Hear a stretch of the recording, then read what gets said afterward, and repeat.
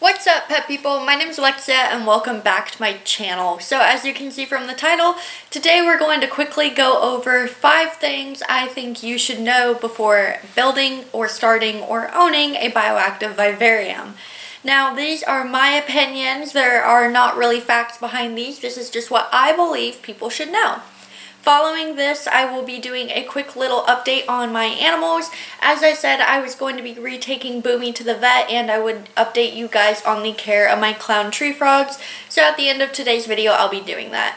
If you're interested in this, please keep watching.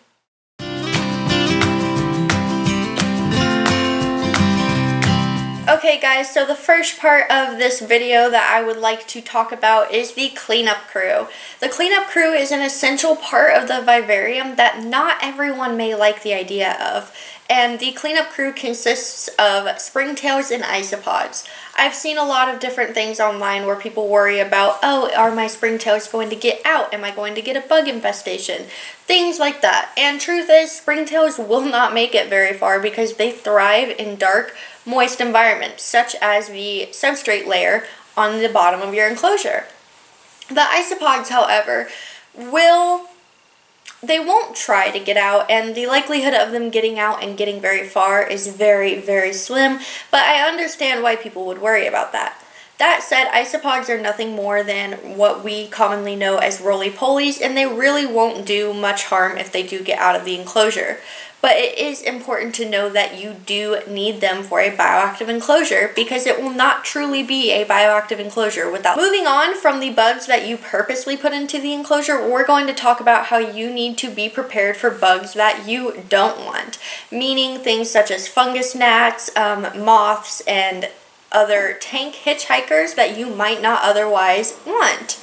Now, fungus gnats is something that as a plant owner I really hate, but as a bioactive enclosure owner I have just had to, unfortunately I've had to get used to them because you cannot always determine that you will not get tank hitchhikers in your substrates.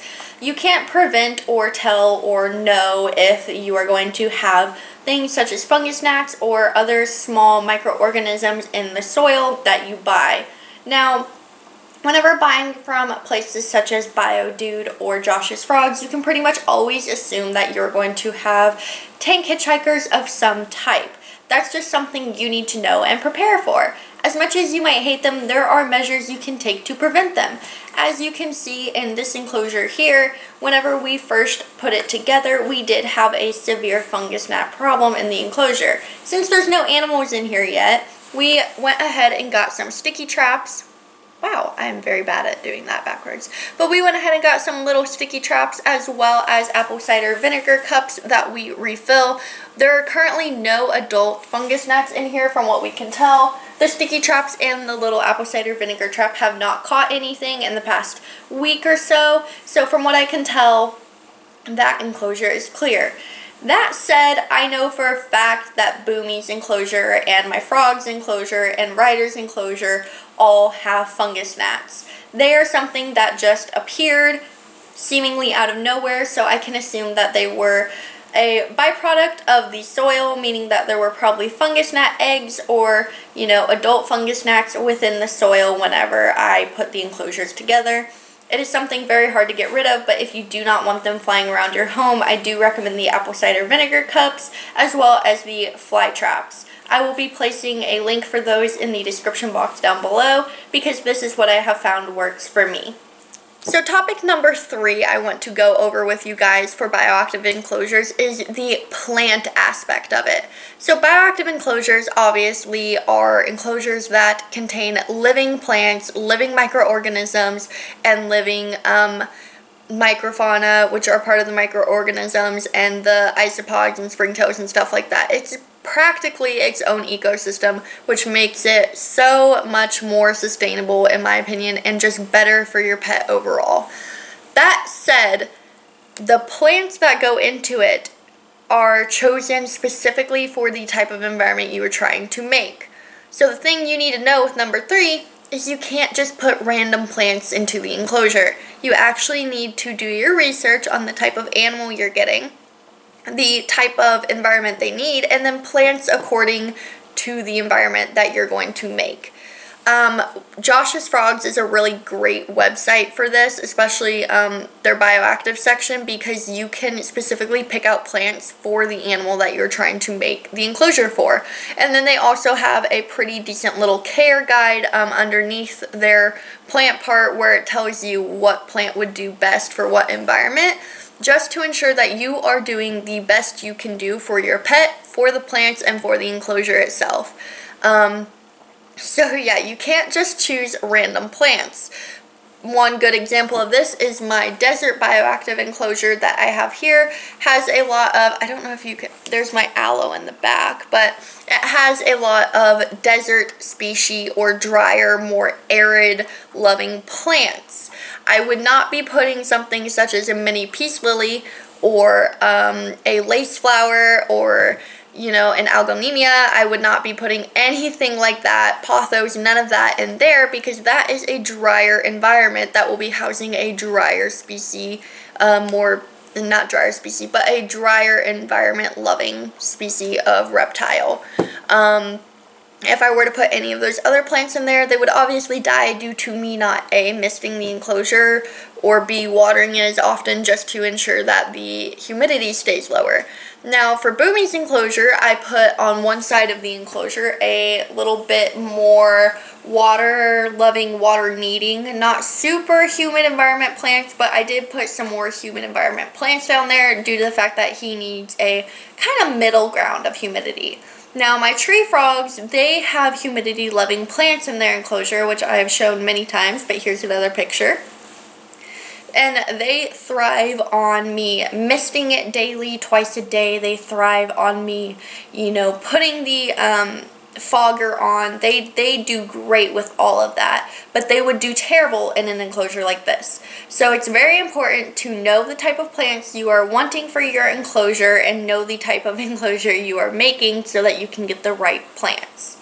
Moving on from knowing what type of plants you need, topic number 4 that I want to discuss with everyone is that you should know or prepare for some of your plants to die.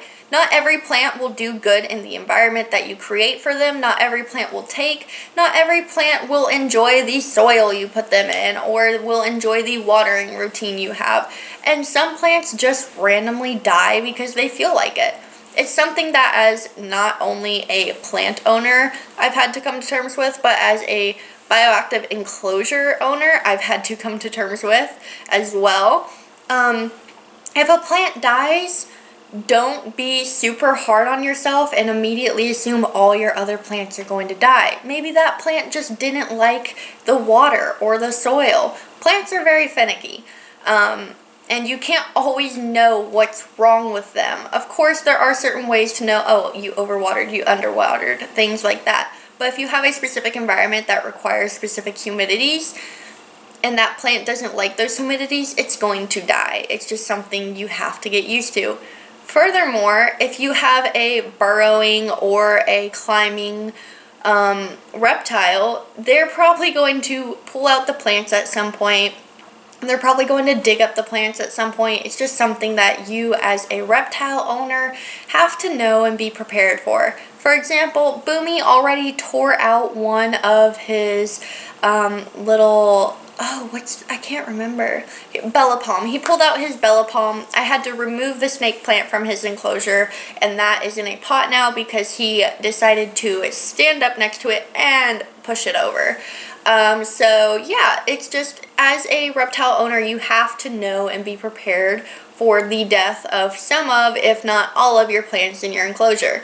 Something to do that I like to, help prepare the enclosure better is that I will plant the enclosure and wait.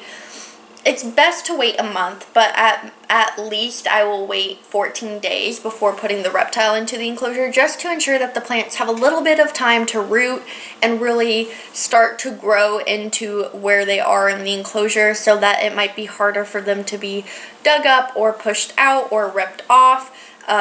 Ryder unfortunately did kill all of his live plants. He used his ferns as landing pads whenever he would jump from the higher parts of the enclosure. He used the pothos for some reason as a hiding spot and would dig under them to kind of hide in the rooty area of the pothos. And it's just something that unfortunately I hated, but it happened. So I do have new plants on the way from Josh's Frogs for his enclosure now that they have all officially died.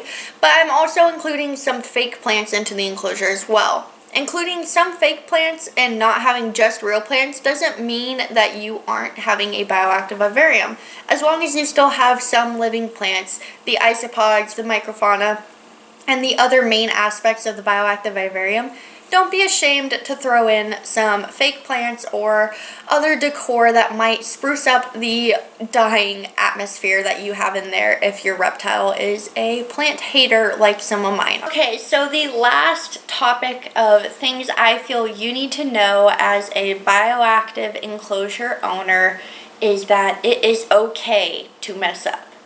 It is okay to mess up. It is okay to not like your enclosure after you build it.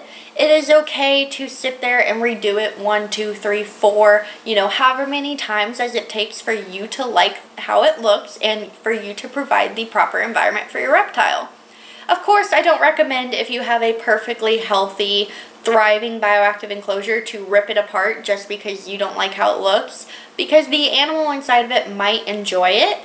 But if you are having issues keeping plants alive, if you are having issues just sustaining the bioactive environment that is meant to be this enclosure, it's okay to rip it apart. It's okay to start over. It's okay to, try one enclosure and then do better on the next and then hate the first enclosure and then do better on the third one and then hate the first and second. And it's okay to constantly want to improve what you are doing.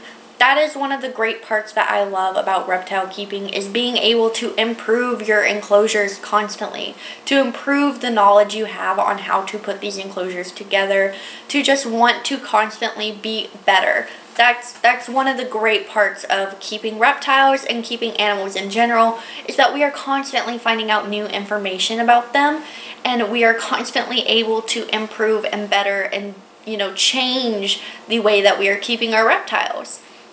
I know some people may disagree and think that there's one right way to keep every reptile, but whenever you have bioactive enclosures, I feel that gives you a little bit more leeway because there's not one correct environment. There's not one species of plant that can go into the enclosure. You can make it whatever you want to make it as long as it's in the correct parameters of what that reptile needs. So I can, and obviously do have a mini peace lily in my bioactive enclosure for my frogs. I have a lace flower in there. I have an algonemia. I have some Peperoma capitera. I have some plants that other people might not want to put in their clown tree frog enclosure. They may be like, oh, instead of a lace flower, I want a pothos. Oh, instead of a pothos, I want, I'm trying to think, you want a philodendron, things like that.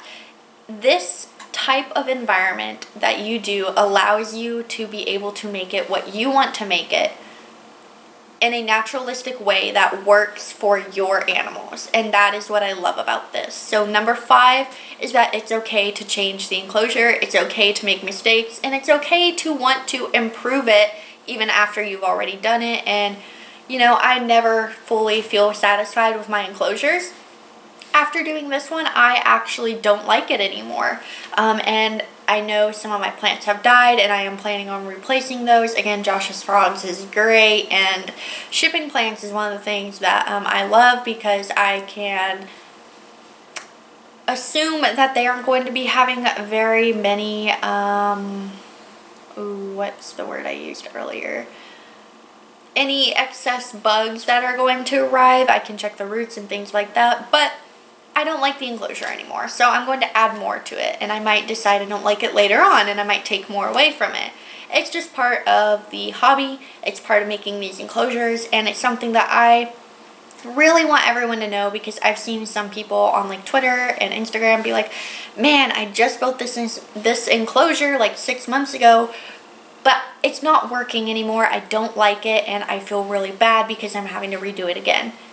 no, don't feel bad. That's just part of this. And I'm really happy that this is part of this. And I feel that everyone should know this and not feel guilty for redoing their enclosures multiple times if they're no longer working or if it's not providing the best possible life for your reptile. Okay guys, so you have made it to the end of today's video. As I said, none of these are really facts. It's more just information I feel people should know and prepare for and just kind of have in their mind whenever either building, owning, creating, or just looking into bioactive vivariums, because they are absolutely wonderful when done properly. It provides the most naturalistic and, in my opinion, best house for your reptile. Not every species needs or does well in a bioactive vivarium, but all of mine that I do have in bioactive vivariums seem to be thriving. So that's why I wanted to touch base on this. And it's just something that I haven't seen commonly talked about, the things you need to prepare for and know when owning a bioactive vivarium. So now that that is covered, I'm quickly going to just tell you guys about the frogs and Boomy, because those are the two I talked about most recently. So the frogs are thriving, they're doing great. Here's a picture that I took earlier today. As you can see, Dottie is doing beautifully. I still am really sad and tentative since losing Speck. I do check on them obsessively still, make sure they're eating and things like that. They seem to be doing very well. I still see no, my cat just knocked something over, but I still see no excess food in the enclosure, so that is a great sign. I do clean their enclosure and all my other enclosures weekly, so whenever I do that, I kind of try and check around to make sure there's nothing wrong with the enclosure, and make sure that my frogs are just getting the best care that they can. And moving on from the frogs to Boomy, as I told you guys I would be taking Boomy back to the vet. I did take him back to the vet, and I unfortunately had to get another round of antibiotics, not because of a respiratory infection this time. Thank God that is taken care of. That is good. He is healthy in that aspect. But during his respiratory infection, he somehow developed a bacterial skin infection on his back, which the vet said in blue tongue skinks is common. I haven't really seen a lot online about it being common, but she did reassure me it can happen from stress, and we think that the shots he was getting at the time were stressing him out, and the antibiotics weren't strong enough to take care of both the respiratory infection and the bacterial infection. So he is currently going through a round of antibiotics. He has 2 doses left for his bacterial skin infection. He is apparently going to not look the best the next couple of sheds because it's getting those nasty scales taken care of. But after that, he should look brand new. He will be doing great. He's still doing great overall as far as the rest of his health. My cat is just messing stuff up right now. Oh my god. Okay, so as I was saying, Boomy is doing great in terms of the rest of his health. A couple spots on his back just don't look the best, but as I said, it's being taken care of. And I now have yet another return checkup visit scheduled. Hopefully nothing is wrong this time. But he seems in perfect health now, so I am hoping that we are in the all clear. I will say I do not know if I'm ever going to be purchasing another reptile from the place that I got Boomy, just because of the fact that I have had issues with him from day one. And from what the vet has said, it's not my fault, and it's due to the place I got him from, except for the bacterial skin infection, which again she thinks was stress from the shots and things like that. But yeah, I might do a whole nother video on that, just because this is becoming a very long, already like 3 months of owning him, and we've been to the vet twice and I've spent so much money, and yeah, it's just, we'll get into that another time. But anyway, thank you guys so much for watching today's video. I hope that you were either able to take my opinions into account or develop your own opinions on bioactive vivariums.